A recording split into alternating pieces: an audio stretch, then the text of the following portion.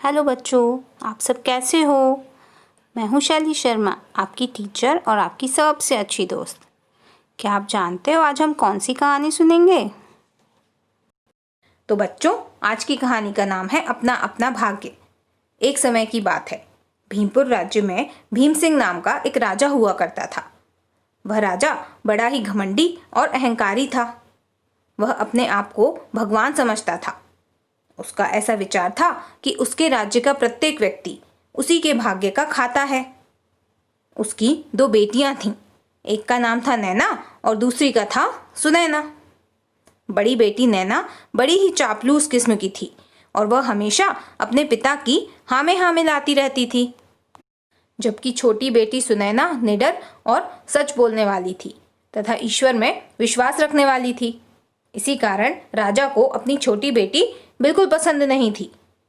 एक बार राजा ने अपनी दोनों बेटियों को अपने पास बुलाया और पूछा कि बताओ, तुम किसके भाग्य का खाती हो?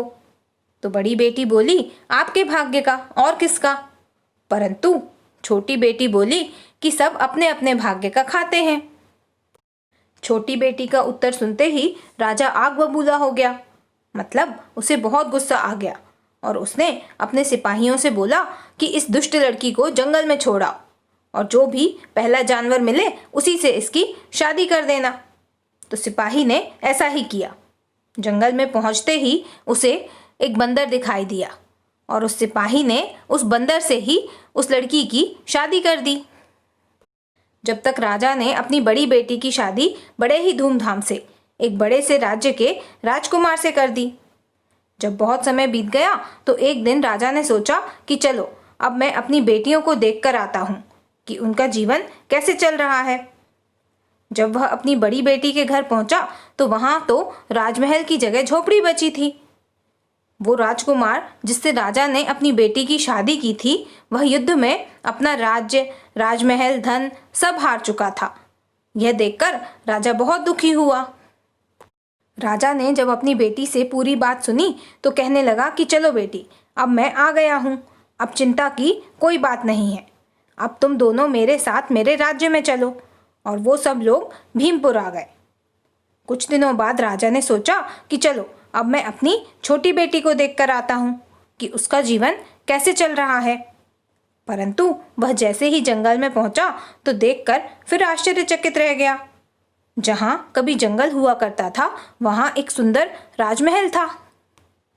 राजा ने देखा कि वहां तो चारों ओर धन की वर्षा हो रही है और उसकी छोटी बेटी रानी बनकर राज कर रही थी। फिर राजा ने अपनी बेटी से पूछा कि यह सब कैसे हुआ? मेरा सिपाही तो तुम्हारी शादी बंदर से करके आया था, परंतु ये चमत्कार कैसे हुआ? तो बेटी बोली कि यह तो मेरे भाग्य का फल है जो मुझे मिला है। जिस बंदर से आपने मेरी शादी की थी उसे श्राप मिला था कि अगर उसकी शादी किसी लड़की से हो जाएगी तो वह वापस अपने राजकुमार वाले रूप में आ जाएंगे, और ऐसा ही हुआ। छोटी बेटी आगे बोली कि आपने जिसे बंदर समझकर मेरी शादी करवाई थी वह असली में राजकुमार है।